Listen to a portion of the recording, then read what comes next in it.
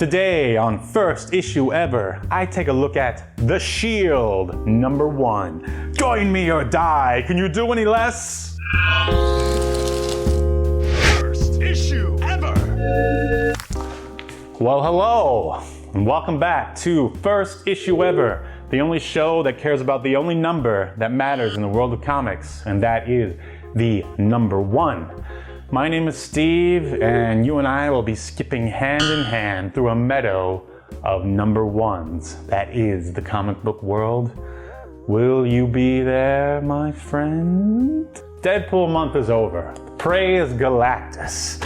I mean, not that I disliked it or anything, but I'm ready to move on to something new and different. As you know, that's what I'm a big fan of, things that are new and different. And doing 3 episodes based around just one character, whew, oh man, just kind of gets old after a while. But hey, don't worry, I've got something new, different, and number 1 for you, my loyal subscriber. And here it is. The Shield #1, written by Adam Christopher, Chuck Wendig, and drawn by Drew Johnson. It is 24 pages and it retails for $3.99 and it's published by Dark Circle Comics. Oh, and there's no ads. Well, there's an ad for another book that Dark Circle publishes, but I think that's okay. If you, because I like hearing about other comics. However, I don't want to see an ad for Hostess fruit pies. That just sort of takes me out of the moment. You know what I mean? All right. Never heard of this comic? Don't worry, you're in the right place. I'm going to tell you all about it. But first, let's talk about one of my favorite publishing companies, Archie. You know that I love Archie, and I hope you do too, if you checked out our first episode ever of First Issue Ever, where I reviewed Jughead #1. But did you also know that there are superheroes in the Archie universe? Well, not really the universe. They are superheroes that are owned by Archie, the publishing company. There's the Shield, there's the Fly, I remember those. And actually there's quite a few others. And for the longest time, DC owned them and hardly did anything with them. And then Archie finally got them back a while ago. And instead of releasing them under the Archie banner, they released them under this, Dark Circle Comics.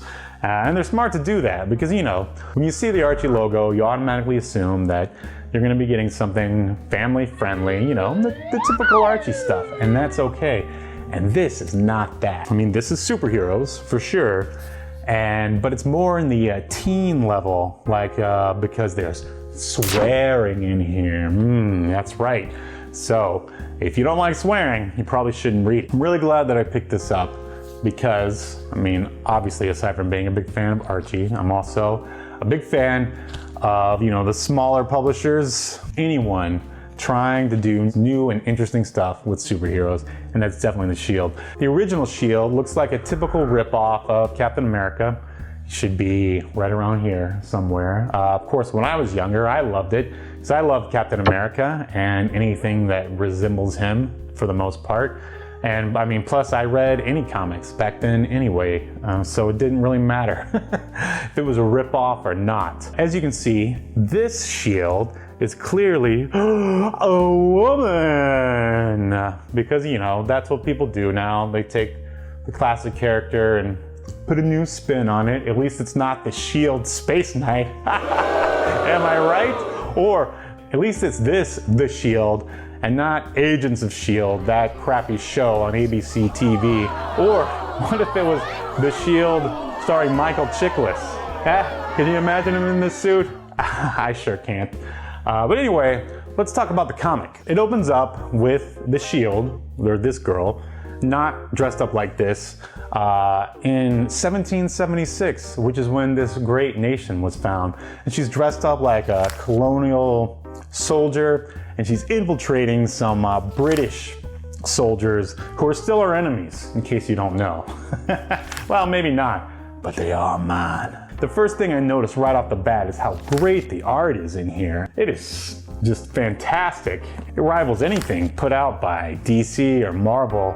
I mean, I don't know how often this book comes out, but the art is fantastic and the writing is good too. You don't really know too much about what's going on in this number one. After they get past the 1776 part, they show her being interviewed by a cop.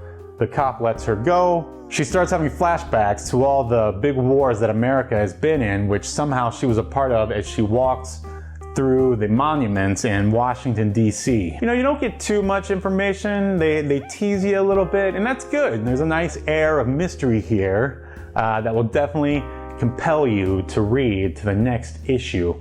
And there was a bad guy in here who was hunting her with some cyber ninjas that looked like they were stolen from Metal Gear Solid or, you know, some other Japanese anime or something like that. But bottom line, good writing, awesome art, and, you know, interesting take on the patriot character, you know, like Captain America. And I definitely plan on reading the next issue, and I recommend that you check out anything that Dark Circle is putting out. They have a lot of digital stuff. In fact, according to this comic, you can go to darkcirclecomics.com and learn more there. Of course, there'll be a link somewhere around here. You should definitely check it out if you're looking for a slightly different take on superheroes, because I don't know, me personally, I'm bored with the Marvel Universe.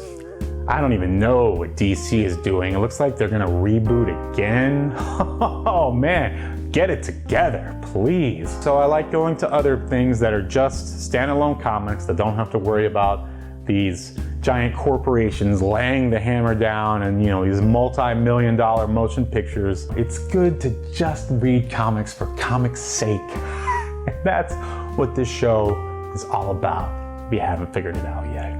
Okay? All right. Well, once again, thank you for joining me for First Issue Ever. I'm your host, Steve, and we will see you next week. Ciao.